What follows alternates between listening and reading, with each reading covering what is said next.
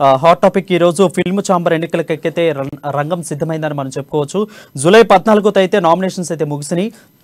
July 21కి nomination withdraw కూడా జరిగే అవకాశాలు ఉన్నట్లు ఛాన్స్ ఉన్నట్లు మనకు తెలుస్తోంది. జూలై 30కి ఎలక్షన్ జరగనుంది. ఎలక్షన్ తేదీ అయితే రివీల్ చేశారు. జూలై 30కి ఎలక్షన్. అదే రోజున కూడా ఎన్నికల ఫలితాలు కూడా విడుదల చేసే అవకాశాలు ఉన్నాయి. అయితే ఫిల్మ్ ఛాంబర్ రేస్ లో అధ్యక్ష బరిలో అయితే సి కళ్యాణ్ అదేవిధంగా దిల్ రాజు ఇద్దరు కూడా ఉన్నట్లయితే తెలుస్తోంది. చూడాలి ఎవరు గెలుస్తారో. అసలు ఇంకా ప్రచారాలు అయితే మొదలు పెట్టారు. ఇంకా ఎందుకు మొదలు పెట్టలేదు, ఒకవేళ మొదలు పెడితే ఎలాగ జరుగుతూ ఉంది. సో దీని మీద పూర్తి అప్డేట్స్ మా ఫిల్మ్ రిపోర్టర్ అశోక్ లైవ్ లో అందుబాటులో ఉన్నారు. అశోక్ చెప్పండి. Thank you Varun. యాక్చువల్ గా Telugu film chamber of commerce elections చాలా రసవత్తరంగా జరుగుతున్నాయి. ఎందుకంటే నువ్వా నేనా, మీ ప్యానెలా మా ప్యానెలా, డి అంటే డి అంటూ బడా నిర్మాతలు పోటీ పడుతున్నారు. అంటే ఎందుకంటే Telugu film chamber of commerce లో 4 సెక్టార్లు ఉంటాయి.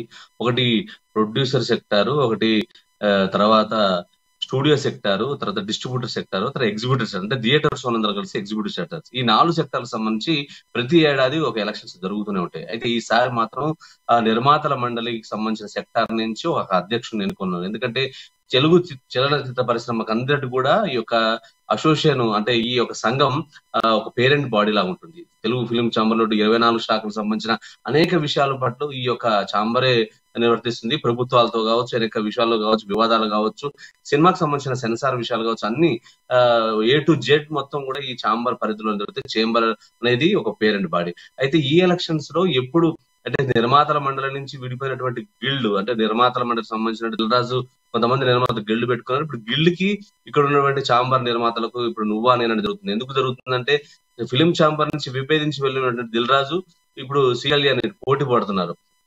అయితే మొత్తంగా చూస్తే ఈ ఎలక్షన్స్ ఎలా తయారైపోయాయంటే బడా నిర్మాతలు చిన్న నిర్మాతలుగా అయిపోయింది. అంటే చిన్న నిర్మాతలకు ఒక పెద్ద అండగా ఉన్నటువంటి సి కళ్యాణ్, ఇప్పుడు బడా నిర్మాతలకు ఒక అండగా ఉన్నటువంటి దిల్ రాజు. అంటే దిల్ రాజు పెద్ద సినిమాలకు పెద్ద నిర్మాతలకే అతను సపోర్ట్ చేస్తూ ఉండేవాడు. ఎందుకంటే థియేటర్ల వ్యవస్థ కావచ్చు, డిస్ట్రిబ్యూటర్ల వ్యవస్థ కావచ్చు, ఎన్ని వ్యవస్థలు ఆయన ఆధీనంలో ఉన్నటువంటి పరిస్థితి. అయితే నిర్మాతలకు అందరికి కూడా చాలా చిన్న నుంచి పెద్ద నిర్మాతలకు అందరికి కూడా సపోర్ట్ చేసినటువంటి వ్యక్తి సి కళ్యాణ్. అంటే వీళ్ళిద్దరి మధ్యన జరుగుతున్నంత ఈ ఎలక్షన్స్ చాలా కీలకంగా మరి ప్రతి ఒక్కరు కూడా ఈ ఎలక్షన్ పట్ల ఎవరు గెలుస్తారనేది మరి జరుగుతుంది. ఈ 14వ తారీఖుకే నామినేషన్ ప్రక్రియ పూర్తుంది. 21కి ఎవరు ఉంటారు విత్డ్రా చేసుకునే దానికి చివరి తేదీ 21 తర్వాత ఈ 8 రోజుల టైంలో అంటే జూలై 30వ తారీఖు ఎలక్షన్స్ జరుగుతాయి. ఈ ఎలక్షన్స్ లోనే ఎవరు గెలుస్తారనేది మాత్రం పొద్దునుంచి ఈవినింగ్ 4 గంటల వరకు పోలింగ్ జరుగుతుంది. 9 గంటల నుంచి 4 గంటల వరకు. ఆ తర్వాత అదే రోజు ఎవరు గెలుస్తారు, ఎవరు విజేత అనేది కూడా ఆ రోజే వెళ్ళిన పరిస్థితుంది. అయితే ఇండస్ట్రీకి సంబంధించి మామూలుగా అందరూ కూడా ఇండస్ట్రీ ఎవరు గెలుస్తారు అనేది మాత్రం చర్చ జరిగింది. నిర్మాతల పట్ల అనేక మంది కూడా మేము ఇది చేస్తామని హామీలు ఇప్పటికే ప్రచారం మొదలైంది. ఇంకా నామినేషన్ల ప్రక్రియ విత్డ్రా చేసుకోలేదు, కానీ ఆల్రెడీ కొన్ని వందల సంఖ్యలో నామినేషన్లు అవ్వడం మాత్రం ఎన్నడూ లేని విధంగా ఎప్పుడు chamber of film elections. Right Ashok, మీరు అన్నట్లు ఎప్పుడు చూసుకున్నట్లయితే ఫిల్మ్ ఛాంబర్ ఎన్నికలు అంటేనే కొంచెం రసవత్తంగా గొడవలు జరుగుతుంది. సో ఈ నేపథ్యంలోనే ఈ గొడవలను ఎవరు కంట్రోల్ చేయగలరు? అదేవిధంగా మీరు చెప్పినట్లు చూసుకుంటే చిన్న వ్యక్తులు కానుంచి చిన్న ప్రొడ్యూసర్ డైరెక్టర్ కానుంచి సి కళ్యాణ్కి సపోర్ట్ చేస్తారంటే పెద్ద డైరెక్టర్ ప్రొడ్యూసర్ వచ్చేసరికి దిల్ రాజు.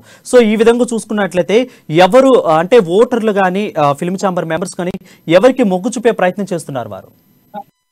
అయితే ఇప్పుడుకున్నటువంటి పరిస్థితి ప్రకారం ఎలక్షన్స్ సంబంధించిన ప్రక్రియ ఆలోచిస్తే యాక్చువల్ గా నిర్మాతల మండలిలో చాలా మంది సభ్యులు ఉన్నారు. ఈ సభ్యులు ఎక్కువ మెజార్టీ మాత్రం సి కళ్యాణ్కి కొంచెం ఫేవర్ గా ఉన్నట్టు తెలిసింది. ఎందుకంటే దిల్ రాజు గతంలో కూడా ఇప్పటికీ చాలా సార్లు పోటీ చేసిన సందర్భం చూస్తాం, కానీ ఆయన ఎప్పుడు కూడా ఓటమి పాలయ్యారు. కారణం ఏంటంటే ఆయన ప్రత్యేకమైన గిల్డ్ అనేది ఒక సంస్థను ఏర్పాటు చేసుకుని కేవలం 20 మంది నిర్మాతలు మాత్రమే ఒక గిల్డ్ ను ఏర్పాటు చేసుకుని ఇండస్ట్రీకి దూరంగా ఉన్నటువంటి పరిస్థితి. అంటే ఇండస్ట్రీలో పేరెంట్ బాడీ అంటే తెలుగు ఛాంబర్ ఉన్నప్పుడు కూడా నిర్మాతల నుంచి విభజించలేదు. అయితే దీని యొక్క అక్కసు నిర్మాతలు చిన్న నిర్మాతలకు మాత్రం దిల్ రాజు లాంటి వ్యక్తిని ఓడించాలనేది ఎప్పుడు కంకణం కట్టుకొని పోటీ చేస్తున్న పరిస్థితి చూస్తున్నాం. అందుకే గతంలో 2 సార్లు పోటీ చేసినా దిల్ రాజు ఓడిపోవడం జరిగింది. అంటే వీళ్ళందరూ ఎన్నుకున్నాక ఒక అధ్యక్షుడు ఎన్నుకుంటారు. సో ఎప్పుడు కూడా దిల్ రాజుకు సంబంధించిన ప్యానల్ మాత్రం ఓటమి పాలవుతూ వస్తున్నటువంటి పరిస్థితి. సో ఖచ్చితంగా ఈసారి ఎలక్షన్ సి కళ్యాణ్కి కొంచెం ఫేవర్ గా ఉంది.